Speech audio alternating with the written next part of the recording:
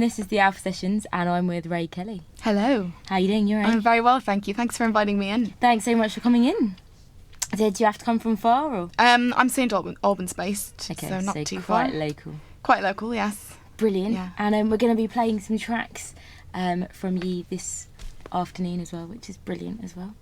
You write all the songs yourself. Yes. So how do you go about doing that? I always have such admiration for people that can write their own stuff. Well, it's an interesting thing because I've been writing since I was about 10 or 11, so I don't really think too much about the process or how I'm writing it. It's a complete emotional outlet, and I suppose as I've matured I've sort of enjoyed using different metaphors and wordplay and stuff like that, but I usually don't write unless I have something to write about, so it is more or less, I'd say 99% emotional outlet, you know.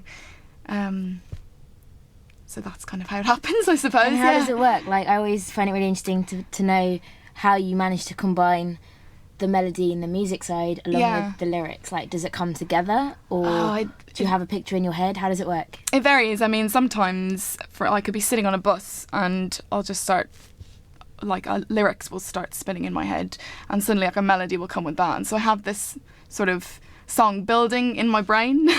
And then I kind of start adding a piano line that will all be in my head, and then I go home and I just try and figure out what it was I was thinking.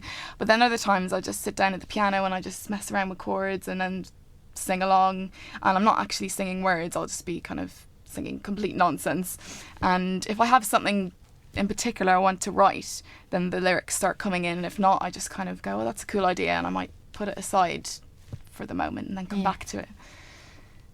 Wow. Do you feel like it's quite strategic, or does it almost happen by accident? I feel like most of the time, yeah, it is like someone up above has kind of dropped it into your head. You almost feel like you haven't written it at all. It just kind of comes out. Yeah, that's why I think all the best songs I've written have just come from complete emotion, just pour out. And that's what I love about singer-songwriters, is that kind of authenticity. You know, it's just that it comes from a real place. It's not someone sitting at a piano trying to write a song and trying to please someone. It's just completely selfish. But ultimately I think it always sounds a lot more real, and you know, I think people can relate to that a lot more. See, to me that doesn't sound like selfish, that sounds like talent. Oh, thanks. I definitely don't have anything like that built in my brain, I'll tell you that for a fact. So what about influences? I mean, you were saying that you start writing songs on a bus. Yeah. Like, where'd you get inspiration from? Well, and do you mean like artists or both? Just, I mean, is it from like sounds around you? Is it from things that happen? Is it from other established musicians? A mixture, I suppose, yeah, of things I read, stuff that happens in my life, and then I'm a big fan of Fiona Apple and Tori Amos. Yeah. But I've quite eclectic taste in music, so I like, do you know Death Cab for Cutie? Yep. Elvis Costello, Radiohead. Wow, Elliott Smith is one of my favourites as well. Oh, I don't know him. You should check him out, he's amazing. Okay, well, I've just written it down. So yeah, just it's kind of an amalgam of different things. It doesn't kind of come from one place, I suppose. It's just everything that's going on around. Is it mainly musicians though, or is it like it's sounds in life as well? Yeah, it's mostly sort of what's happening in my life and what I'm reading and what I'm thinking, and then just, I mean, I've never wanted to say, oh, I'm going to be the next this person, the next that person. It's never been about wanting to be famous, or it's just been purely out of the joy of writing music and sort of just writing what I want to write about and what I feel. And then if people can relate to that, then obviously that makes you want to write more, and, you know, performance is an amazing thing. But I used to have really bad stage fright when I was younger, so I used to just mostly write in my room and record my own little demos and just kind of fantasize about it being played on radio. And I used to do my own fake radio interviews as well. Really? I used to have this little dictaphone, and I only remembered that I did this a few years ago, and I couldn't stop laughing to myself because it's so ridiculous. I had this little dictaphone and I put on an American accent for the interviewer, and I'd ask all these questions. Are only ever American. Oh yeah, okay, that's of course. Good to know. And so I'd do that, and I'd ask myself questions, and then I'd answer it, and then I'd listen back, and I'd pretend that I was listening to myself on the radio. So yeah. How do those interviews compare with real ones? Oh, I can't really remember them, to be honest. I really want to find the dictaphone, and so I can listen back. I'd say it's hilarious. Well, I'll tell you what, when this one's finished, why don't you listen to this one and then listen back to your old ones, and then you can make comparisons. Yes. Right, probably be nearly the same minus the American accent. Yeah. True. Definitely no American accent there. I'm sorry. Should we play a song now then? Yes, that'd be cool. Okay, we're going to play Doubt. Yes. And is this available to get online? Or? Yes, it's on iTunes and you can listen to it on Spotify or on YouTube. I'm actually making a music video for this one over the summer, hopefully. So, keep an eye on my Facebook page, facebook.com/Rae Kelly Music. That's RAEKELLY. And hopefully that'll be up soon. Amazing. And we'll give you a big plug for all your online bits and pieces at the end. Thank you.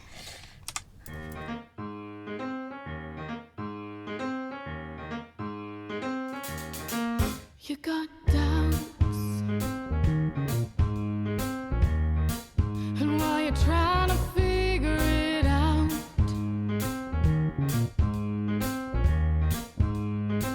no one stands still, and every arrow spinning round.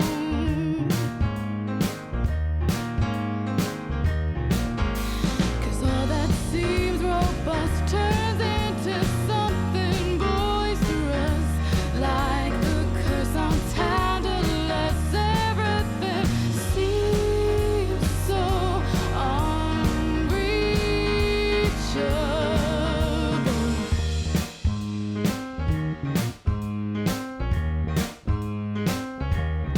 'Cause you got doubts, and all the things you've been ruling out keep creeping back for reevaluation.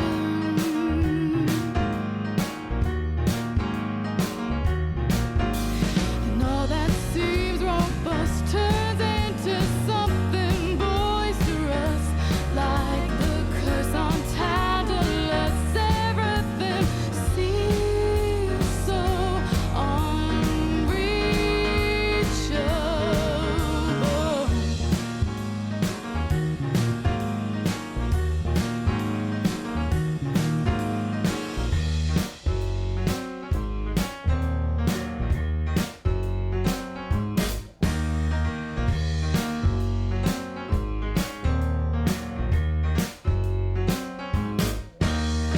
You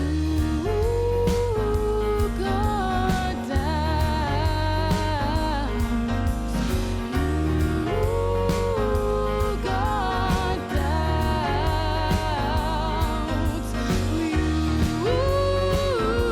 You got doubts. You got doubts. 'Cause all that seems robust turns into something boisterous, like the curse on Tantalus. Everything seems so unreachable, 'cause you got doubts.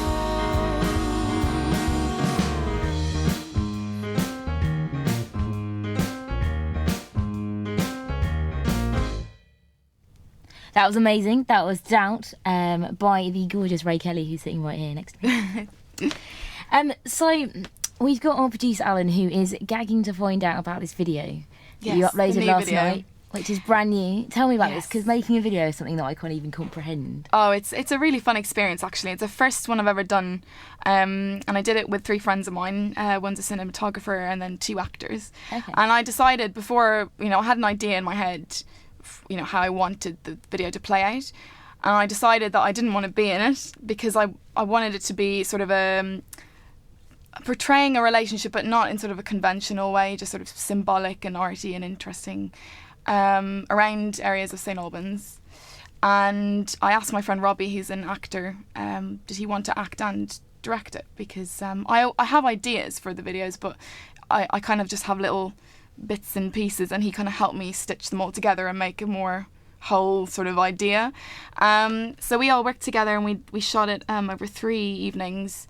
and I think it looks so cool. I'm so pleased with it, and I'm so proud of Bianca and Robbie and the acting they did in it. I think it looks really cool. So that's on YouTube now. If anyone wants to check it out, just search for Rae Kelly Out of My Head, and the download for the track is up as well on Bandcamp. Amazing. So I'm taking donations for the track towards my next EP, which I'm recording this July, hopefully. Brilliant. So we'll play that song very soon as well, I'm sure. Yes. Cool. But what I really want to know is, in terms of, it's your song, and I always find it really unconventional when the artists themselves aren't in the video. Because it's very rare to have that. Like, I think what it's becoming more popular now, though, actually. Yeah. For instance, just off the top of my head, I know Alt J. Yeah. I don't think they've been in any of their videos so far. So it's become sort of a lot of artists, they kind of take the music and make more of a film around it, as opposed to, just a conventional performance video, which, I think in some cases that works, but I always have, for each song that I'm doing, that I want to do a video for, I always have a really strong idea for it. And just for this one, it just happened that I wanted to have 2 actors, and I'm not an actress. I'd feel very uncomfortable trying to do what Bianca did. It wouldn't look believable, and I thought there'd be no point. I just keep giggling. I just Sounds wouldn't. familiar. Yeah, I'm a musician and I'm not an actress, so I just thought, I want to work with people who are actors, and I want to collaborate and make it sort of a project for everyone, and so that we all get something out of it. I get a video. My friend who did the cinematography gets a music video for his portfolio, and the actors have that little piece for their portfolio. So it worked really well. But for the next one, which is for the track we just played, Doubts, I am going to be in that one. Okay. And I'm far more comfortable with how that's going to. Out. Yeah.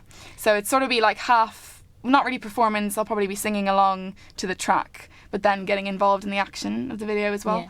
Yeah. I think that one will be really fun. So I'm looking forward to having my sort of debut thing. But it's debut on the camera.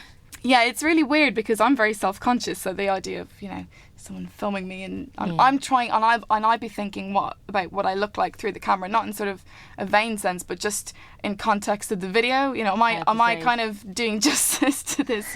Especially if you've got other actors working with you. You just want everything to blend together. So it should be interesting. But even though there's a different director, it's still you that gets the final say, right? Oh, of course. Yeah, no, it was my friend who directed it, and we were lucky actually because we all worked really well together. There was no clashing of egos or anything. We were all very much on the same wavelength, and so for the next video, I'm going to work with the same cinematographer and the same director, and we're going to bring in some other actors, and just do it again. It's just so much fun. So I think that's the way it should be. I think if it's a chore, then there's something wrong somewhere. Something hasn't quite clicked. Well, exactly, yeah. You were talking before about doing your own little radio interviews and the fact that you feel a bit self-conscious in front of the camera. Yeah. But I imagine you probably love performing now. How do you conquer that? The self-consciousness, the fear, the shyness. Do you know what? I struggled for years to feel comfortable on stage.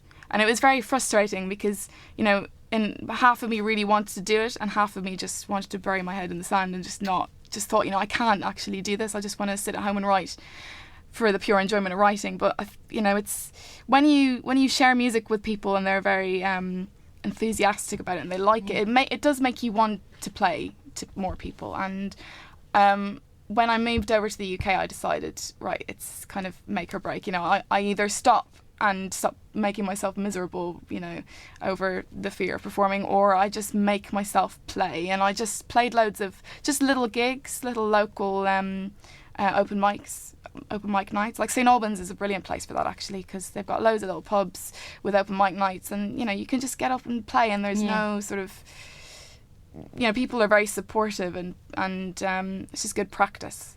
So I did a few of those, and then went and played in London a bit more. Last year I played a festival in Germany, my biggest gig so far. Which one was that? I played at this festival called ZMF in Freiburg, and it was in this big circus tent. There must have been between 300 and 500 people, and it was the biggest thing. I played for 90 minutes. It was like my first unofficial concert. Yeah, it was mad, but that gave me a real taste for what it could be like. To play a proper kind of concert. And did you enjoy it? And it was brilliant. Yeah, and these people had never seen me before, and they were cheering as I came on stage, and then I got my first encore. It was a really amazing experience. So yeah, things like that sort of make you want to keep going. So even if you do get nervous, which you always do, I mean, you get a little I think it's healthy a little bit, isn't it? It is, yeah, it is. I think the day that most people will say, you know, the day you stop getting the jitters is when there's a problem, you know, you're too much on automatic pilot and you're not really feeling what you're doing. But generally when I'm actually on stage playing, the nerves just kind of go, and I go into this different zone. And whereas I used to, you know, if I made a mistake in the middle of a song, I'd just seize up and my voice would get shaky and the nerves would sort of get in the driver's seat and it just completely take over, which is very, very, very frustrating. Yeah, sure. But I've learned to just let them sit in the passenger seat now. I'm driving now. I'm in the back. Exactly. You kept mentioning how you moved over to the UK. You're from Dublin originally? I am from Dublin, yeah. Okay. I moved here 4 years ago to do a master's in composition for film and media in University of Hertfordshire, and just stuck around, yeah. So really enjoying the music scene, and I mean I do want to go back to Dublin and play again, because when I did play there I was very nervous, so it would be really cool to go back sort of with this new driving force, you know, and get up on stage and actually play venues that I used to play nervous now with more confidence. And so eventually I'll make my way back over and play some gigs there. And how does the music industry differ between here and in Ireland? Well, I don't really know, because I didn't really play that much when I was in Dublin. I was quite lucky. I played a lot of reputable venues. I got into a final of a songwriting competition when I was 17. It was called the 2FM National Songwriting Contest, broadcasts all over the country live from this big venue called Vicar Street. Okay. And that was my first gig as a singer-songwriter, and it was absolutely terrifying. Amazing experience, but I was very nervous, and I'd never played with a band before. We had 2 rehearsals with the drummer and the rest of the band, and then we just had to go out, play one song, and then we were judged, and you know, it was just completely mad. So after that I got a band together and I played a few gigs around, but I would always be really nervous, and the whole week before the gig I'd be panicking, and you know, I just didn't really enjoy it as much as I do now. So if you went back now, it would be a completely different experience. It'd be completely different, yeah, because I actually feel like I should be up there. Whereas I used to feel like I shouldn't be up here, you know. Oh no. I'm just not made for this sort of you definitely thing. are. So yeah, I mean, I'm really proud that I've actually managed to just get over that hump. Definitely, it's an achievement in itself. It's tricky, but I think, you know, I don't know anyone who doesn't get nervous. I mean, some people will, you know, get up and they seem really, really confident, but there are nerves in there somewhere. It's just some people control them better than others. So if you are someone who gets really nervous, it's not to say that you will never be able to conquer it, you know. There's always a way. Should we play another song now then? Yeah, cool. Yeah. This one is available online. It's called, what's it called? This is Render All Your Thoughts, yeah. Amazing. Also on iTunes and all those places.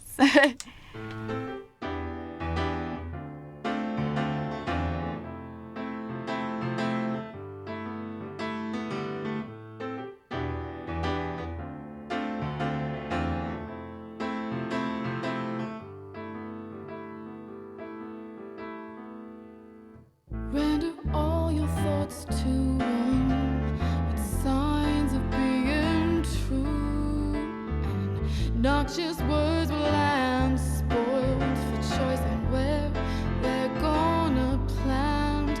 'Cause you thought it was someone you were lucky to find so soon. As you dig through time, always excavating for what you want, but there is no common trait to the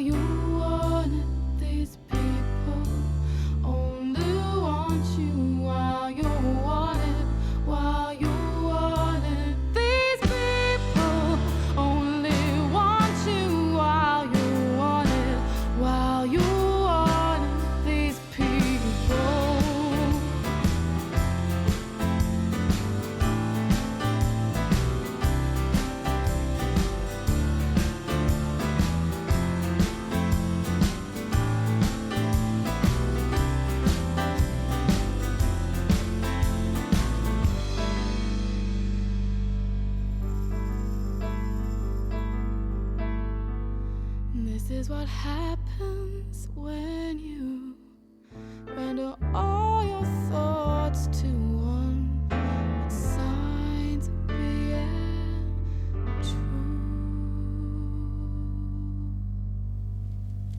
That was gorgeous. Oh, thank you. Glad you like it. And you were just saying during that song that you do quite a lot of appearances on the local radio in St Albans. Yes, one of my favourite places to go is Radio Verulam, actually, and on their Emerald Hour show. And just every now and then we have a bit of a catch-up on what I've been doing. And just have a nice, relaxed chat. It's really nice. You were saying that the lady on there says that this should be number one. I think I definitely agree. Thank you. You know how they do those Christmas campaigns to get people from one? We should start a new one for this year. That would be awesome. That would be amazing. Yeah, do it, please. Brilliant. Right, I'll start the Facebook page after this then, shall I? Got a few months to go, yeah. Start early. Could be done. So let's talk about other artists a little bit. What kind of artists do you listen to outside the music writing scenario? I am completely obsessed with Fiona Apple. I think there's not a day that goes by that I don't listen to Fiona Apple. And I think she's one of those artists that when I first heard, I thought I was just completely blown away, and I thought, wow, like that's the kind of artist I want to be, without wanting to obviously mimic a sound but because she's obviously because she's a female songstress and she plays piano, and so she was the first person I sort of felt a real connection with. And she writes in a very similar way as well. You know, she only writes when she has something to say, which I think is cool. She brings out an album every 7 years, which I think is a little too long, especially when you're a big fan. But I really respect, you know, her approach to writing. And Tori Amos, and then Carole King was probably one of my earliest influences, actually. I love Janice Ian. Notice how quite a few of them are female. Yeah, I mean, when I was younger, I went through a phase where I only listened to female singer-songwriters just because I felt like I had something in common with them. But then I got into more like sort of alternative rock, and that's where the Death Cab came in, right? I love Death Cab for Cutie. I think they're right up there at the top. Radiohead, obviously. I love Atoms for Peace, Tom York's new little band. Who else? Oh, there's just so many. I mean, I love reggae, and I actually started getting into a bit of dubstep recently. I went to Shambhala last summer. Oh, cool. And had an absolutely amazing time dancing to dubstep, and I just suddenly realised this is brilliant.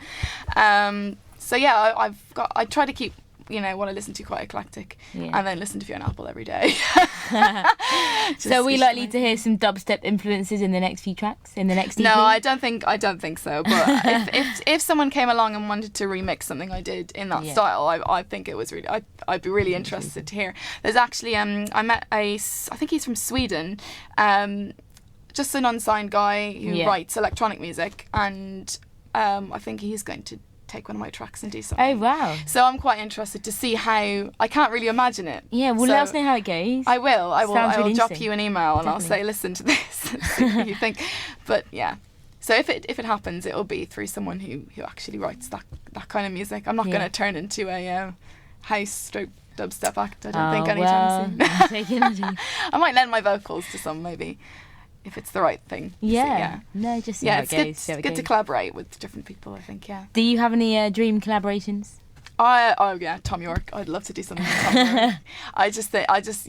I love Atoms for Peace and the whole vibe, and particularly like his solo stuff, that kind of stuff. If he gave me some of his cool beats and I like wrote something over it, that would be my dream scenario, doing something with Tom York. Awesome. Well, thanks so much for coming down. Thank you again for having me. And if people want to find out more about you, how can they do so? Well, I'm on all the various social networking sites. So if you go to Facebook or Twitter or YouTube, it's all just /Rae Kelly Music. And then raekelly.com is my website. So you can, or just Google my name, I'm sure you'll find something. Something will come up there too. Come say hello if you like the tunes. I like to interact with people and hear their thoughts on the music, and And the final track we're going to play is actually the one which you made the video for that you were talking about earlier on in the... Yes, this is Out of My Head. And yeah. Thanks again. Thank you.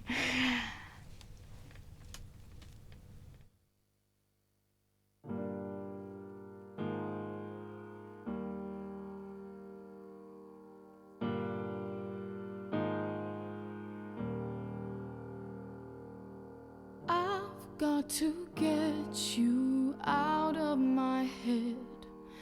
There is no room left for anything else. I've got to leave you 'cause you're all I have left. A part of the past I've been trying to forget.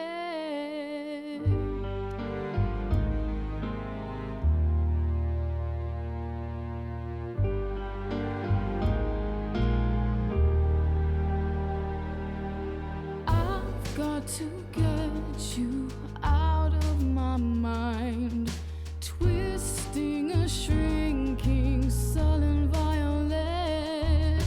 I've got to get my heart out of line for gunshots and tables turning all the time. And I can be what you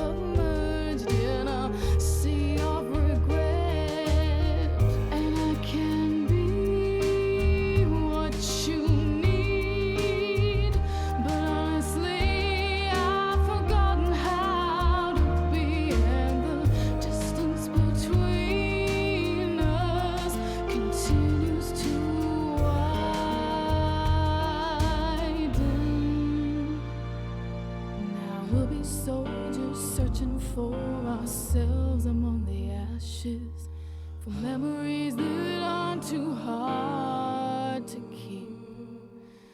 But I got to get you